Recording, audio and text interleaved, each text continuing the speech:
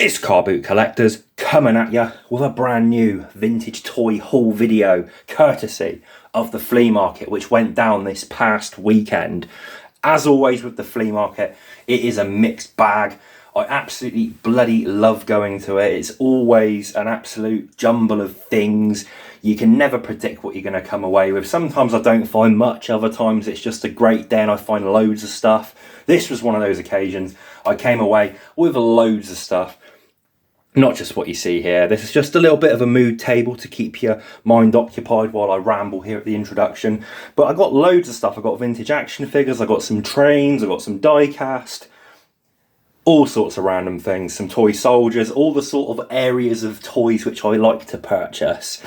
And as always, we have some funny anecdotes along the way, and we'll share those where and where not relevant. Okay, let's get the stuff out of the way and then I'll go through the bits in no real particular order, just as it comes to me. Okay, so flea market in the UK is a little bit different to the sort of flea markets you see on YouTube sort of in America. A flea market in America, as far as I know, is more like a car boot sale in the UK. A flea market in the UK is sort of in the middle of a car boot sale and an antique fair, so you get a little bit of everything there. Some stalls are really organised and neat and tidy, like you might find at an antique fair. Some are more like a car boot sale. You get a lot of house clearance vendors there selling just boxes of stuff to rummage through. You can never tell what you're going to find. It's not on very often, it's only on every few months, so people do tend to save stuff for it. So it is, you know, it's definitely an event that I love going to and having a rummage and seeing what I come away with. So let's get on and show you what I purchased. All right, we're going to start off with a bit of a mixed bundle. This was from a house clearance vendor. He had loads of boxes of really cool stuff. Someone I have bought stuff from before. And when I sort of rocked up, he was like, yo, I've got loads of stuff that's right up your alley. And I was like, oh, thank you very much. That it is. And I had a bit of a rummage and I did find some cool stuff. So I had loads of boxes of just vintage toys, jigsaw puzzles, games, roller skates, just random stuff. And having a rummage through, I did find this little bundle of things here. A lot of the stuff was just of no interest to me, to be honest, but these bits were appealing. So I pulled these out and he did give me a pretty fair deal on them. So yeah, we've got, to start off strongly in this video, we've got the original Corgi Chitty Chitty Bang Bang. This is in really nice condition as far as play-worn ones go. Whenever I find this model, they're either mint or battered. And this one isn't too bad. It's in nice condition, but it has some faults. It's missing the tyres, it's missing the figures in the back. But what is nice about this one, I've never had one of these before. This is the gold variant. So the chrome is normally silver on this piece. But there is a version of it where it's gold, and this is that one. It's quite sought after. In average condition like that, if it's complete, they can go for sort of £75–80. This one obviously has some faults, but I can get those bits. I'm sure soon enough I'll find one in average condition, the normal one. I can get those bits to make it complete. And then upon rummaging, I did find the back fin for it, so that was quite nice. I do have a few of them spare kicking around. I do tend to keep them when I get them. You know, in a bottom of a box of stuff, you do find them occasionally. But yeah, that is the fin for it, so that's quite nice. Then we also got the Corgi Yellow Submarine. This one is in a bit of a sorry state, but again, it's sort of in the middle. It's not as bad as they tend to be, but it certainly isn't a pristine one. The figures still pop out. It's got all the figures in it. The rail is intact, which is why I picked it up, really. Otherwise, I probably would have left it. The wheel's broken. A lot of the decals are missing. So it's a fairly average one, but it's got some usable parts for somebody. So I picked it up. I don't tend to see those around too often. I've got a really nice one myself, so it's not going to be a keeper. But yeah, for someone, that's a good one. It's the second release as well with the red hatch. It's the first release. You got a white hatch and a yellow hatch. Okay, so there you go. Yellow Submarine.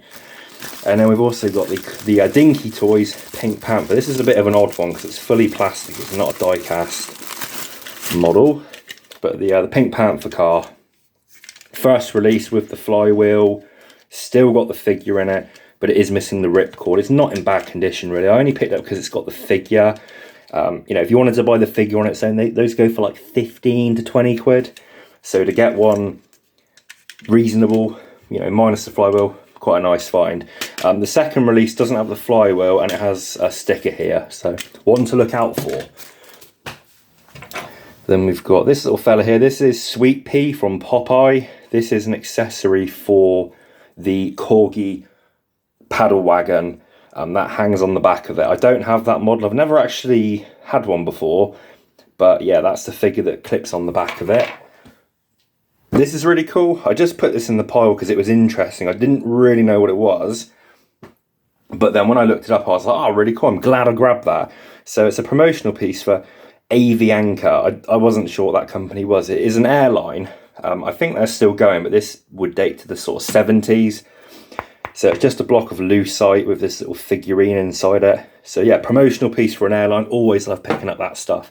Very cool. Slightly out of shot.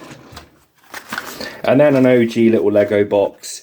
It's supposed to be that set with the flags. Quite a sought after little set, but unfortunately it's not in there.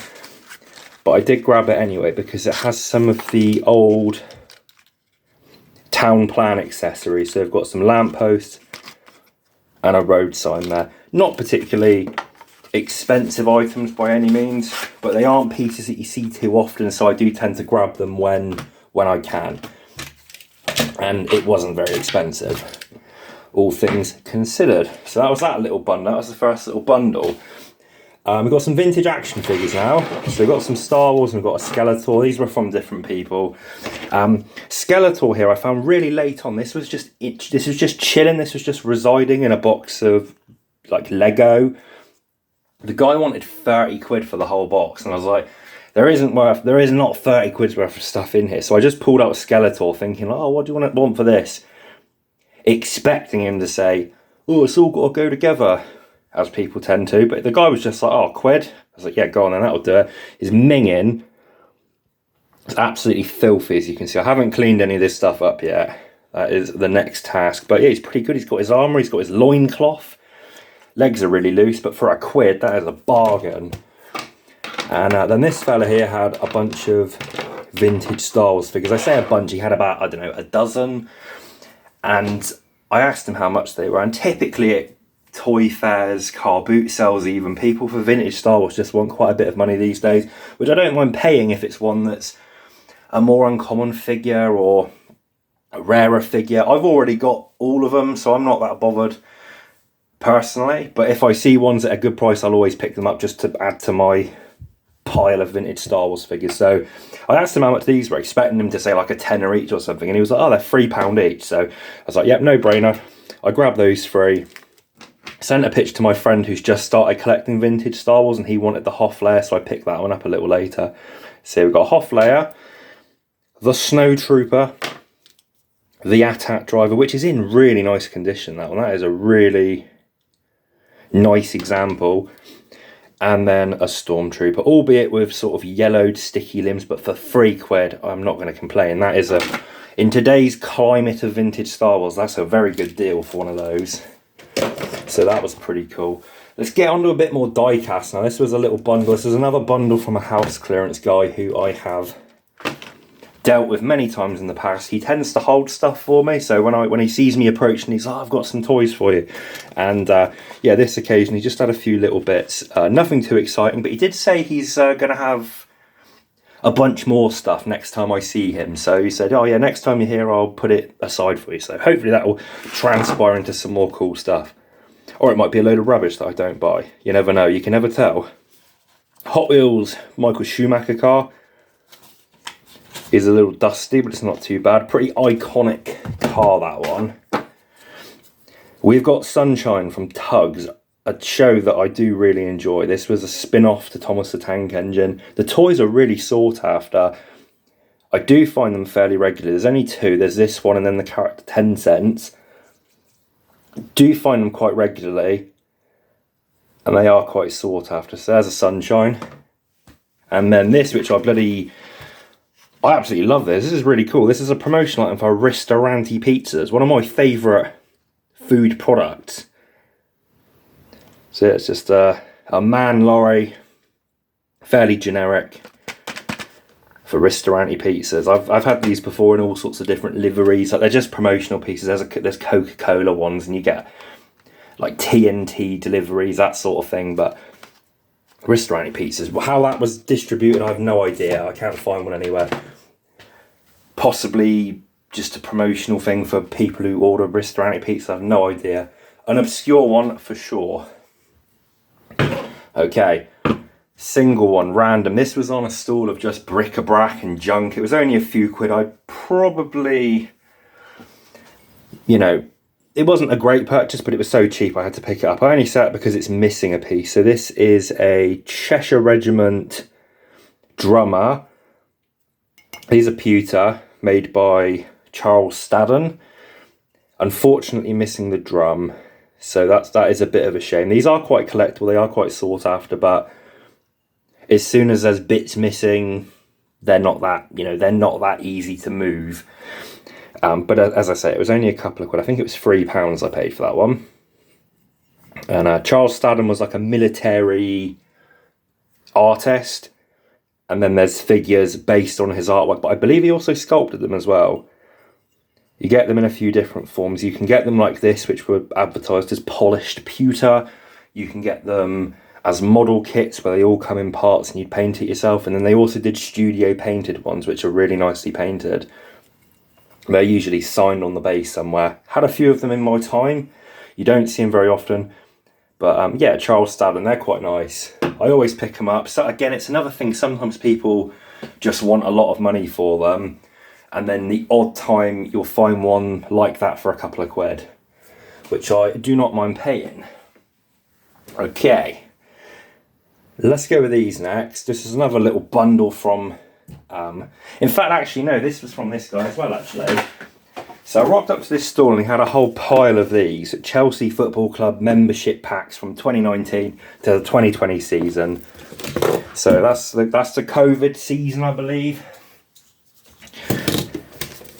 And it's just a membership pack like you get. It's got the scarf, it's got all that. There's a few different ones. This is a junior one, but there's also like the general one, which has got a pin badge and stuff in it. But he had a bunch of them there, new old stock. And I asked how much they were. They were only a quid each. So I thought I'll grab those because that's a good deal for those. I said to the fella, how much do you want for all of them? There was 6 of them at £1 each. I said, would you take a £5? He's like, yeah, no problem. He says, I've got a few more in the van, actually. I'll have a look. And he pulled out another 3 of them. So I said, how much do you want for all 9 then? And he was like, call it 20 quid. And I was thinking, you just said they're £1 each. You said you'll take £5 for 6 of them. And now you want 20 quid for 9. And he was like, yeah, they're £1 each. I was like, you know what? Just call it a £5 for the 6 I've already agreed to. I cannot be dealing with it. And he was like, oh, are you sure? And I was like, yeah, I'm not paying bloody... He was getting confused somehow. I didn't understand it. But anyway, I got a few of these.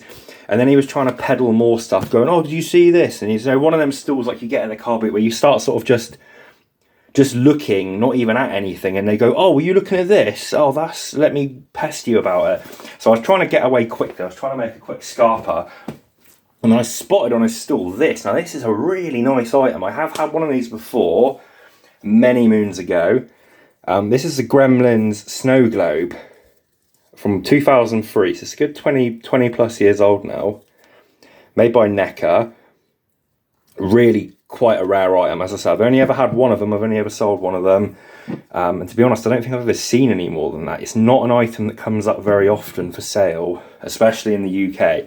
So we had that on the stall, quite cheap. So I was like, yeah, definitely having that. And then I got caught in the net of looking at things and him going, oh, that's really cheap. Oh, you can have that for a couple of quid. I was like, oh, fine. And he had a few interesting things. So I ended up picking up this little bundle of tiny tanks. This one here, which is sort of like a blind box one, a Tiger tank. There's 2 in it. These are really tiny. Some very tiny tanks. This one here, which I think is one of those magazine ones. I wasn't really that bothered by that one, but it was just chucked in more or less. And then this one, which is made by Unimax. This is from the Forces of Valor range, which are quite collectible. So yeah, a little bundle of tanks there from that guy, as well as the Gizmo. and it was a bit of a task to get away after I'd made some purchases. He was a man who did not want to stop talking. So yeah, those bits and bobs there. Next one is a really cool, and this is interesting. I spotted this quite early on, and he wanted quite a bit for it. And I was thinking, I don't want to just, you know, pull the trigger and spend a load of money on this and then find something else in a few minutes that I would have rather bought. And then later on, I went back and he was just like, oh, I'll have it for this. And it was really cheap. So I was like, yeah, I can't really refuse it for that. And it turns out it is quite a rare item, so I'm glad I picked it up. This is a range of products by Xylmex, who also went under Z Toys internationally. The Slickers, tough trikes created by George Barris, the famous car, hot rod, motorcycle customizer. So these are a bit like the Rumblers toys made by Mattel. This is called the Chariot Chopper, and it's like a Roman chariot. So the box is a little worn, but it's in pretty good condition. Considering that's sort of early 70s, it's not in bad shape, and that is a pretty rare item. Very hard to find any information about that line of products. There's not many pictures anywhere. Okay, we're getting into the final stretch now. There's only a few more items you'll be glad to hear. Quick fire. A couple of Corgi Lorries. Brand new, absolutely spanking condition. Nothing exciting, but they were just the right price, right where I'm always going to pick them up. So Leyland tractor concrete beam load. That's quite a nice one. And then the vintage Glory Series Sentinel. Not quite as nice, but as I say, they were both cheap, and they're both absolutely brand new. There's no faults to them. Even the ones that aren't so sought after, I don't mind picking up when they're in that condition, because they do always go. Okay, we got a few tractors now. These are from a guy, again, another person who I always tend to buy stuff off of. He's, again, sort of house clearance fella. When you go to a lot of shows buying stuff, obviously people get to know what you like to buy, and inevitably you end up being, oh, there's that toy bloke. We got some stuff for you to have a look at, which is good. And this guy had a bunch of tracks. I didn't buy too many of them. He did have quite a few, but we bought these ones. So most of what he had was these small scale 1/64 scale little models, which don't generally have a whole lot of appeal. Some of them are quite sought after just because they're the only time a company's made a model of a certain tractor. So if you want a Farmall 706, this might be the only model you can get for it, even though it's sort of like a tiny one. So I went through, he had loads of implements in this scale, all new on the card. And I wasn't that bothered by those. And a lot of the tractors were a bit more general, like Siku, small scale ones I wasn't too bothered about. So I ended up picking up these little ones. We'll just go through quickly. We got a New Holland 7840 with a loader. A little tiny Britain's one. I didn't even know Britain's made models in this scale. Ford 901. Britain's Junior Farm case. A Case Maxim. Farmall 706. And then this is an Ertl Ford 7740. So there you go, all pretty obscure models. All of these ones here, there isn't any listed on eBay worldwide, and there hasn't been. So I'd assume they're all fairly uncommon models, but the key with those is getting ones that people actually want, because there's not that many people that collect them in the small scale. And then this one was from the same fella. This was an obscure one. I'd never seen this before, and I was really happy to buy this. This is a New Holland tractor, a TK 95M, 132 scale, in a dealership box. So you can see all the part number on the back. This is from a New Holland dealership. It's made by Ross Models, weighs an absolute ton. They're generally not the most detailed models, but they are like really highly, heavy duty made. They weigh a ton, but the detail isn't as good as, say, a Viking model or something like that. But yeah, New Holland, new in the box, but there's a little bit of a rub on the decal there, which is a shame. But yeah, new in the box. That's quite a nice one. None of those listed on eBay. worldwide. There's only one picture of one online I could find from some tractor forum, so I would assume quite a rare piece. We're into the final stretch now. We've got a few more bits to go. House clearance guy had a whole stall full of empty boxes. He said he was doing a house clearance and the person or someone in the family timeline somewhere was a bit of a hoarder for boxes, and he said he just had boxes and boxes and boxes full of empty boxes for food products, domestic, things, irons, toasters, and he was just doing everything for £1 an item. He said he'd been busy all day. I'd got there quite late, but I was having a rummage and I found quite a bit of stuff. It's all smells a bit, Fausty, so I'm not going to bring it all up to my room to show it, but we got this I was really happy with. When I saw this there, I was like, hopefully there's more of these, but only this one. So this is a Britain's Farm trade box for fencing. So this would have been in the shop, in the counter. You would have taken your model out. It wouldn't have had its own individual packaging. It would have just been loose in here. This is like late 50s, early 60s. So yeah, farm fencing, not the most popular model. I was hoping when I found it I'd turn it over and it would have been Swap at Night or, Cavalier. But yeah, farm fencing, not the most exciting, but undoubtedly someone out there will want that.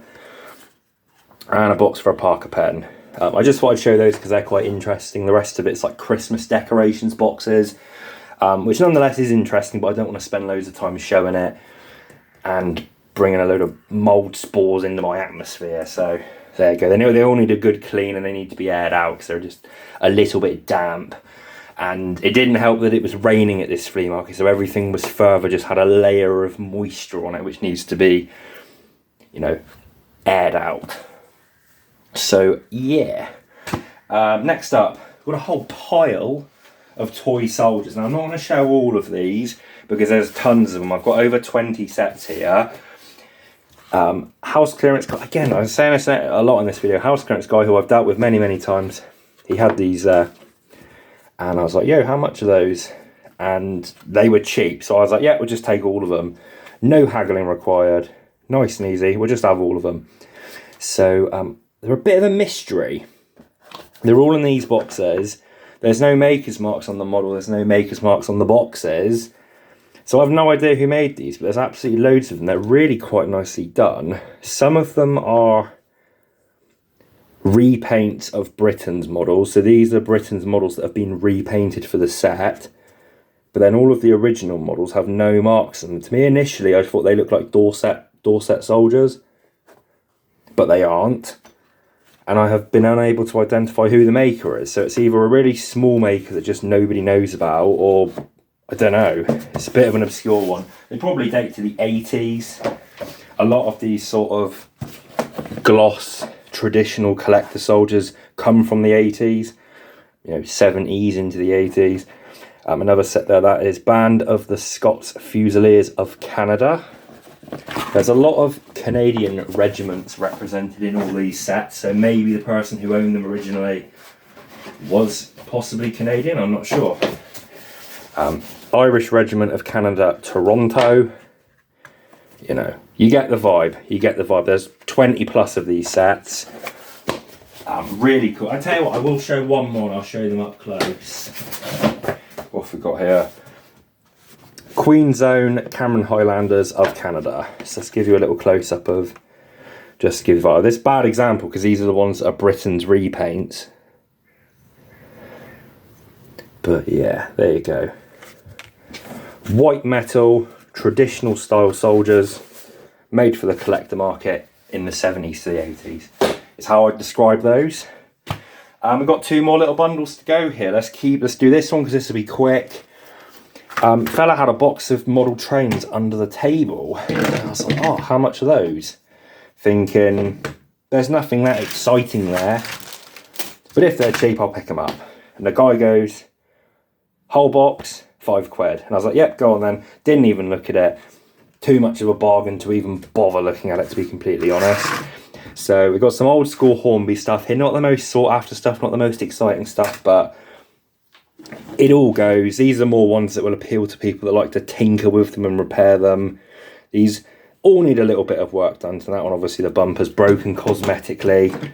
I probably won't even bother testing these. They're a bit grubby internally. That one's missing the tender. Great Western Railway Pannier class, I believe that one is. I'm not too up on my trains. Or Pannier tank. And then this one here, the big one, that's quite a nice one really. That's only worth like 20 quid if it's fully working. It's not a really sought after one. And then this little welly model here, which has been opened. Someone will probably want that. They're not that well collected, but it's nice that it's new in the box. And then a Corgi Junior's Loadmaster, which has been opened, but the model's absolutely pristine. I mean, that's worth a £5 on its own to anybody that collects Corgi Juniors.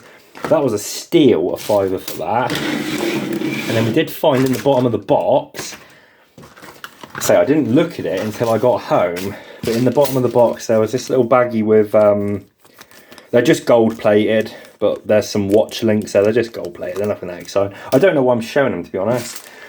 And then a bag of military cap badge backs. So these would be your badge in your cap, boom. That's what those are. Probably worth a £5 to the right person on their own. So nice to have them as a little freebie. That was those. And then we've only got one more item, and then that's us done for this video. We've got one more little bundle. Fella had a bunch of very clearly new old stock toys and bits of memorabilia just in a suitcase on the table, and it was a little, it was raining, and he had the suitcase open with all these toys sort of jumbled in it. So initially I thought, oh bloody hell, jackpot, this guy clearly doesn't want too much for this stuff if he's left it all out in the rain. And I was like, oh, how much are these things? And the guy was a bit like, oh, what do you want? And I pulled out a couple of examples, and it was like, oh, 30 quid, 40 quid, 20 quid. I was thinking, obviously the guy doesn't want £1 per item, unfortunately, but let's have a look. I'm sure there's still going to be some nice bits in here, you know. And there was. So I ended up picking up these things here. So, not that I was expecting it to be really cheap, it's just initially when I saw everything sort of covered in water on the table, I thought, oh, maybe these are going to be really inexpensive, but I digress. We picked up these things here. So we've got 3 of these little Star Wars coin pouches, and made of vinyl. All 3 are the same. There's a few different characters they made of these. Admiral Akbar is one of the more uncommon ones, which is why I picked up all 3. They are new old stock. They've clearly not been used, but there's just a little bit of wear to the printing, which, you know, they're nearly 40 years old, so fair enough. This is really cool. This is proper OG Golden Age wrestling. We've got this Hulk Hogan little notepad. 1985 this is.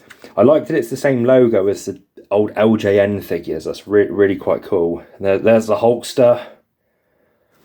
And this is, I mean, you can see the inks run up it just where it's left out in the rain. It's just annoying. But yeah, that's really cool. And then the final item, we have got Mego Toys Bo Duke from the Dukes of Hazzard. The little 3 3/4 one.